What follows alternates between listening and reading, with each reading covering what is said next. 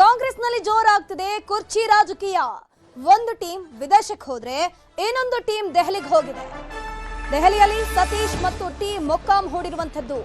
ಕುರ್ಚಿ ರಾಜಕೀಯ ಏನಿದೆ ಕಾಂಗ್ರೆಸ್ನಲ್ಲಿ ಬಾರಿ ಜೋರಾಗಿ ನಡೀತಾ ಇದೆ.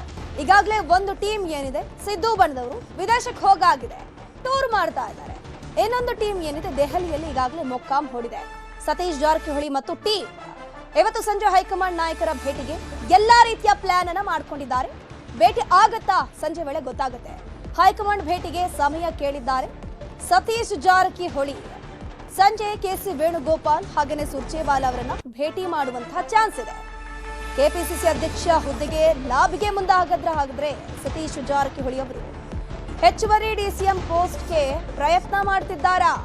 ಕುತೂಹಲ ಮೂಡಿಸಿದೆ ಸತೀಶ್ ಜಾರಕಿಹೊಳಿ ಅವರ ಈ ಒಂದು ರಾಜಕೀಯ ನಡೆ.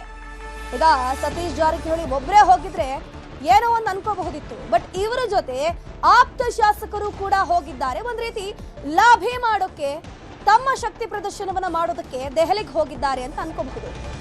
ಸಂಜೆ ವೇಳೆಗೆ ವೇಣುಗೋಪಾಲ್ ಹಾಗೇನೆ ಸುರ್ಜೇವಾಲಾ ಅವರನ್ನ ಭೇಟಿ ಮಾಡುವಂತಹ ಚಾನ್ಸಸ್ ಇದೆ.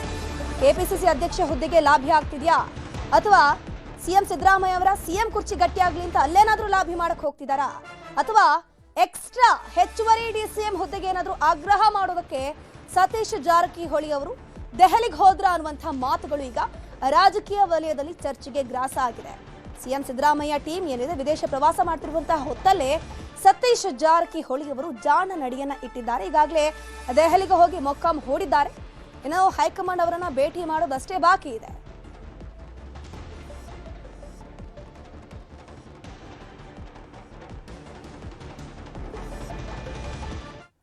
ನೀವು ನೋಡ್ತಾ ಇದ್ದೀರಾ, ಈಗಾಗಲೇ ದೆಹಲಿಯಲ್ಲಿ ಸತೀಶ್ ಜಾರಕಿಹೊಳಿ ಅವರ ಟೀಮ್ ಮೊಕ್ಕಾಂ ಹೂಡಿದೆ.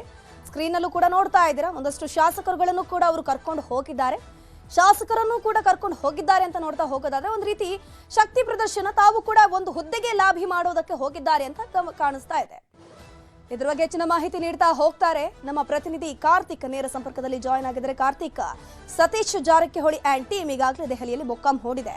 ಈಗ ಅವರು ಹೆಚ್ಚುವರಿ ಡಿಸಿಎಂ ಹುದ್ದೆಗೆ ಆಗ್ರಹಕ್ಕೆ ಹೋಗಿರೋದಾ, ಅಥವಾ ಕೆಪಿಸಿಸಿ ಕುರ್ಚಿ ಮೇಲೆ ಖರ್ಚು ಹಾಕಕ್ಕೆ ಹೋಗಿದ್ದಾರೆ, ಹೇಗೆ?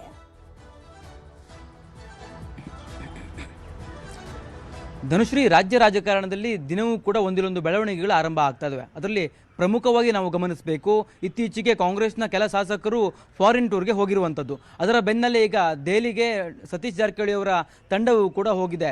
ಸತೀಶ್ ಜಾರಕಿಹೊಳಿ ಅವರು ಒಬ್ಬರೇ ಹೋಗಿದ್ರೆ ಇಷ್ಟೊಂದು ವಿಚಾರ ಅಂದರೆ ಪ್ರಸ್ತುತತೆಯನ್ನು ಪಡ್ಕೊಳ್ತಾ ಇರಲಿಲ್ವೇನೋ. ಆದರೆ ಸತೀಶ್ ಜಾರಕಿಹೊಳಿ ಅವರ ಜೊತೆಗೆ 9ಕ್ಕೂ ಹೆಚ್ಚು ಶಾಸಕರು ಪ್ರಯಾಣವನ್ನು ಬೆಳೆಸಿರುವಂಥದ್ದು. ನಿನ್ನೆ ರಾತ್ರಿಯೇ ಅವರು ದೆಹಲಿಯನ್ನು ತಲುಪಿದ್ದಾರೆ. ಇವತ್ತು ಪ್ರಮುಖವಾಗಿ ಹೈಕಮಾಂಡ್ ನಾಯಕರನ್ನ ಭೇಟಿ ಮಾಡುವಂಥದ್ದು, ಜೊತೆಗೆ ಇನ್ನಿತರ ಬೇರೆ ಬೇರೆ ಕೆಲಸಗಳಿಗೂ ಕೂಡ ಅವರು ತೆರಳಿರ್ತಕ್ಕಂಥದ್ದು. ಆ ಒಂದು ಕೆಲಸಗಳನ್ನು ಮಾಡಿದ ನಂತರದಲ್ಲಿ ಸಂಜೆಯ ವೇಳೆಗೆ ಹೈಕಮಾಂಡ್ ನಾಯಕರನ್ನ ಭೇಟಿ ಮಾಡೋದಕ್ಕೆ ಸಮಯಾವಕಾಶವನ್ನು ಕೂಡ ಸತೀಶ್ ಜಾರಕಿಹೊಳಿ ಟೀಮ್ ಕೇಳಿದೆ. ಪ್ರಮುಖವಾಗಿ ಸುರ್ಜೇವಾಲಾ ಮತ್ತು ವೇಣುಗೋಪಾಲ್ ಅವರನ್ನ ಭೇಟಿ ಮಾಡೋದಕ್ಕೆ ಈಗಾಗಲೇ ಸಮಯಾವಕಾಶವನ್ನು ಕೇಳಿದ್ದಾರೆ.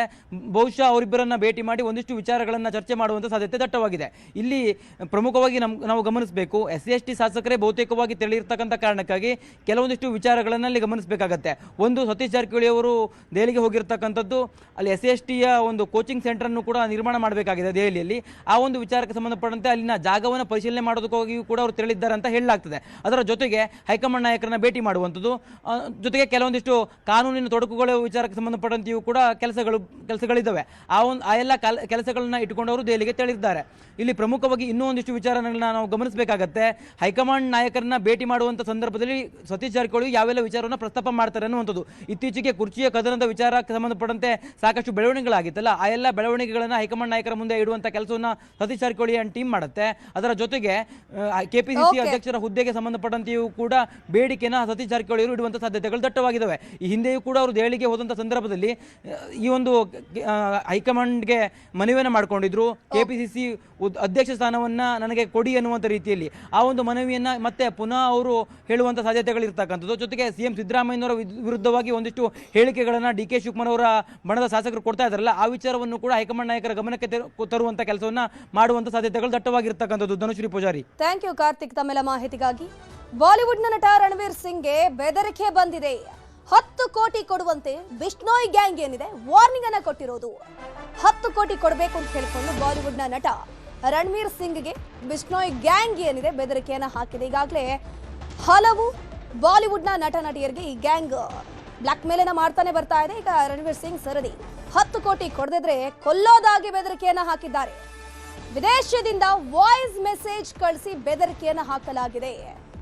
ಮುಂಬೈನ ರಣವೀರ್ ಸಿಂಗ್ ಮನೆಗೆ ಹೆಚ್ಚಿನ ಭದ್ರತೆಯ ವ್ಯವಸ್ಥೆಯನ್ನ ಮಾಡಲಾಗಿದೆ.